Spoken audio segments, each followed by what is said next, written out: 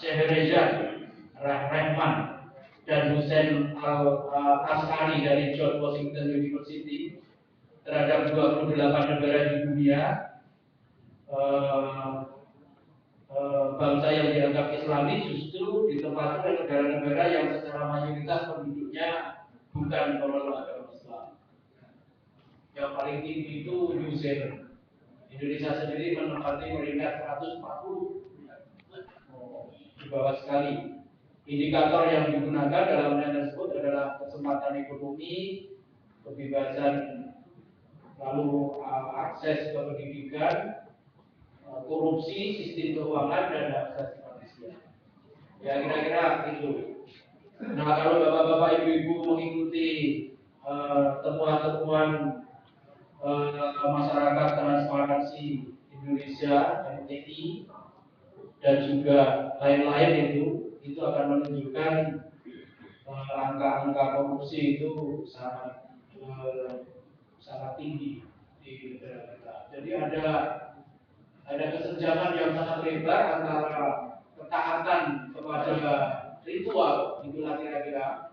Nanti jangan di debat, nanti pakai kata ritual saja di debat di muka majelis. Ya maksudnya itu untuk menunjukkan yang sifatnya apa? Ibadah-ibadah mahdoh gitu ya, ritual-ritual agama itu dia gitu lah. Kalau dalam agama Kristen itu sangat taat, tetapi dari sudut etika itu masih sangat memprihatinkan. Itu juga misalnya dalam pelanggaran hukum, korupsi dan sebagainya itu tadi. Maka ada seorang sarjana namanya Benar Gendal itu menyatakan bahwa bangsa-bangsa Asia Selatan dan Tenggara, ya, termasuk di dalamnya Indonesia, itu bangsa yang soft nation. Soft nation itu bangsa yang lembek secara etika, dan etos kerja, lembek secara etika dan etos kerja. Tidak seperti Asia Timur. Kalau Asia Timur itu strong nation. Mungkin ini terkait dengan budayanya itu juga soft culture. Ini budaya yang lembek, bukan strong culture. Ada yang katanya menganalogikan dengan itu seni bela diri. Seni bela diri itu makin ke utara, makin naik ke atas. Kalau di peta Asia Timur itu makin strike forward, gitu. Tapi makin turun ke bawah itu makin melankolis. Jadi misalnya kungfu itu kalau pukul kan strike langsung gitu. Nah kalau makin ke selatan itu putar-putarnya itu banyak sekali. Jadi digabli dulu apa itu. Lalu nanti mukul, jadi enggak anu. Jadi itu lunak ya, bangsa yang lunak. Jadi ritual agama itu belum bisa membangun sebuah etika. Nah, kira-kira kita akan belajar dari situ. Nah, kita akan belajar dari situ. Maka kira-kira bagaimana itu? Kita harus melakukan aktualisasi spiritualitas kita dalam kehidupan politik dan bernegara. Nah mungkin ngomong hal seperti ini pada situasi sekarang ini ya nggak begitu menarik gitu. Karena kan sekarang bidang politik itu bidang yang paling tidak dipercaya. Jadi berbagai survei kan menunjukkan kepercayaan pada politik, partai politik, lembaga-lembaga politik, dan tentunya kemudian para politisi atau politikus. Poli itu banyak, tikus itu ya tikus. Ya, dan ada politeisme, ada macam-macam, ada politikus. Poli itu banyak, tikus itu ya. Ya, itu kan menunjukkan ke titik yang paling tidak dipercaya. Bahkan yang terakhir, LSI kalau tidak salah, itu jumlah orang yang tidak percaya pada politik, akhirnya juga pada politisi itu sudah mencapai 41%. Ya, 41%. Artinya yang percaya itu ya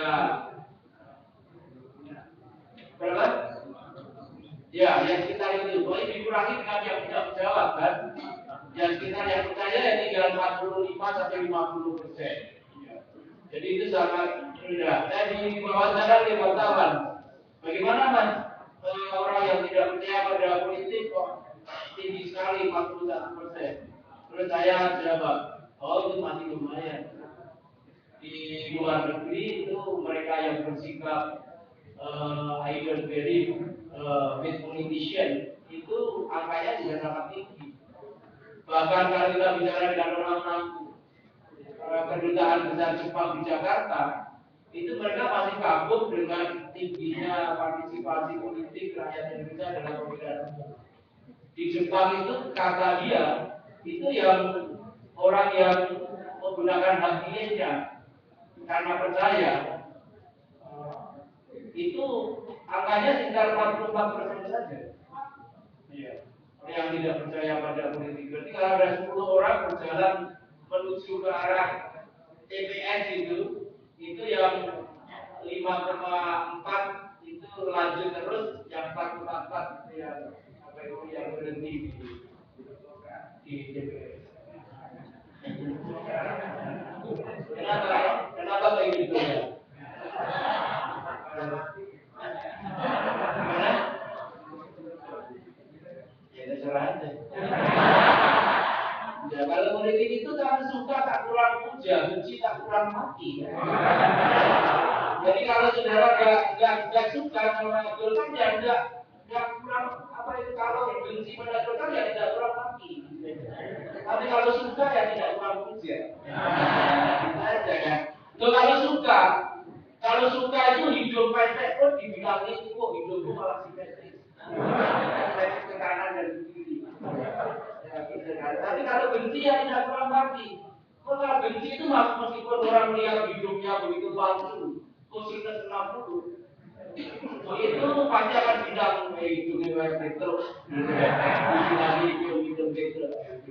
Jadi yang hari ini kita udah sama-sama dibaca dan buat terserah saja. Sah-sahmu lah. Penting itu besok di akhirat itu tanggung jawabnya itu harus pribadi, bukan kelompok. Saya tidak akan ditanya amal saudara juga tidak ditanya amal saya, dan juga tidak bertanggung jawab. Jangankan saya dan saudara, bapak ibu saya saja tidak bertanggung jawab pada amal saya, dan saya juga tidak bisa menolong. Di Al-Quran kan seperti itu ya. Dan besok yang dipanggil itu kan pribadi, kan Rizki Mula, bukan beringin.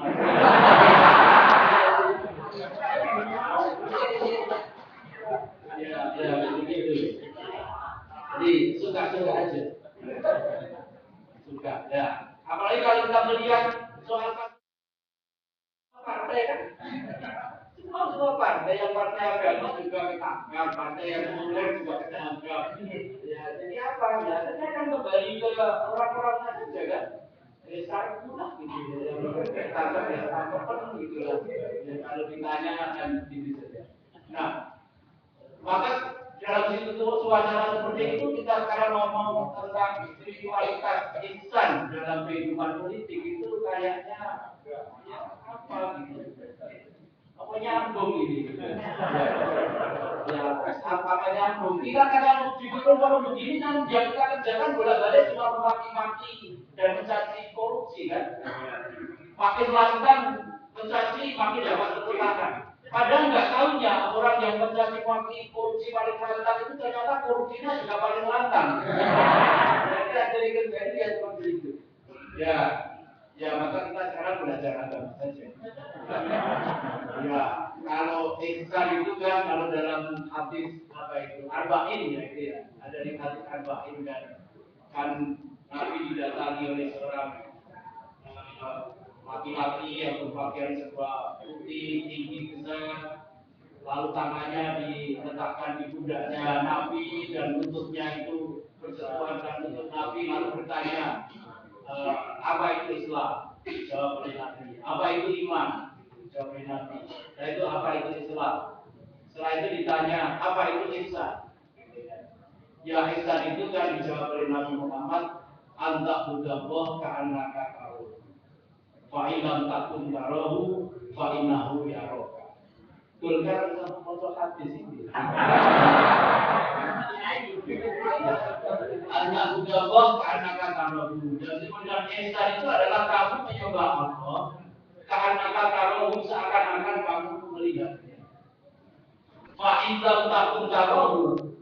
Dan jika kamu tidak bisa memiliki perasaan dan keyakinan seperti itu, fa illam takun tarahu fa innahu yaraka. Yakinlah bahwa dia melihat. Ya, dia melihat itu ya, artinya tidak ada tempat yang bersembunyi, tidak ada tempat kita itu bersembunyi dari Tuhan. Karena apa yang kita lakukan itu dilihat oleh Allah Subhanahu wa Ta'ala.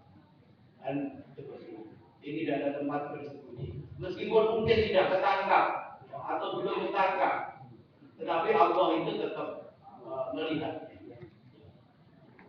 Itu kan lillahi ma fis samawati wal ardh wa in tubdu ma fi anfusikum aw tukhfuhu yuhasibkum billah.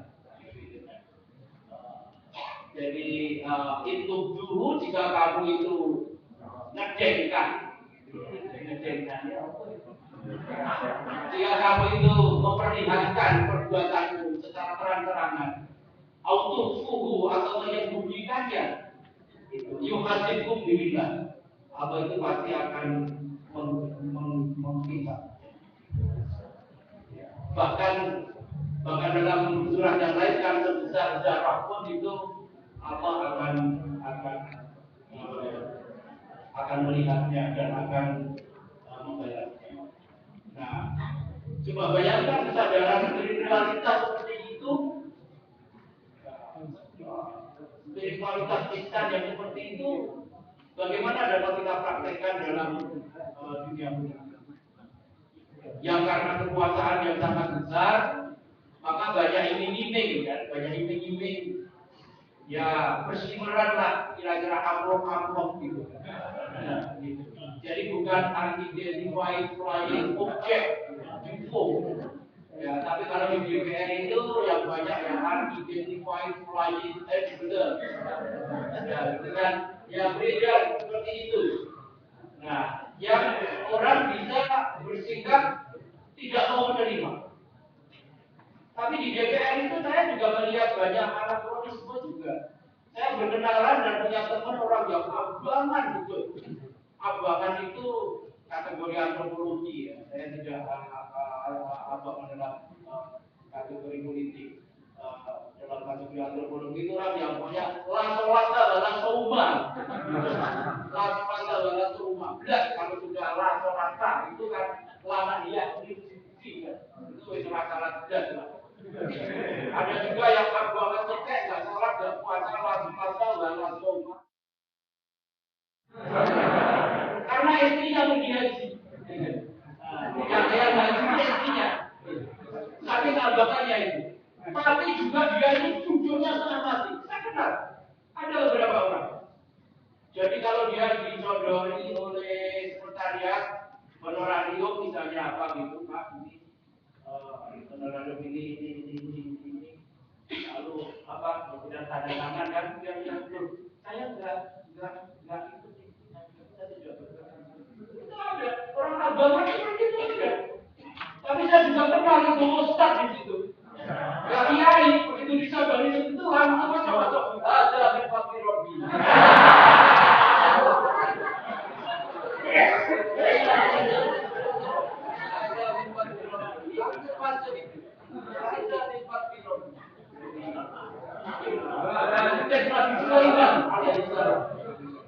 Malah mungkin kalau diperpanjang bukan hanya ada tempat di malah mungkin baca takillah aja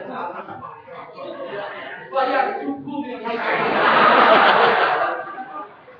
ya jadi apa dan itu tidak ada hubungannya dengan partai.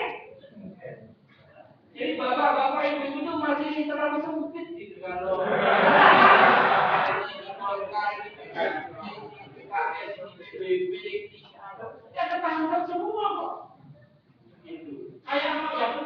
wordplay-nya, bukan kelakuannya.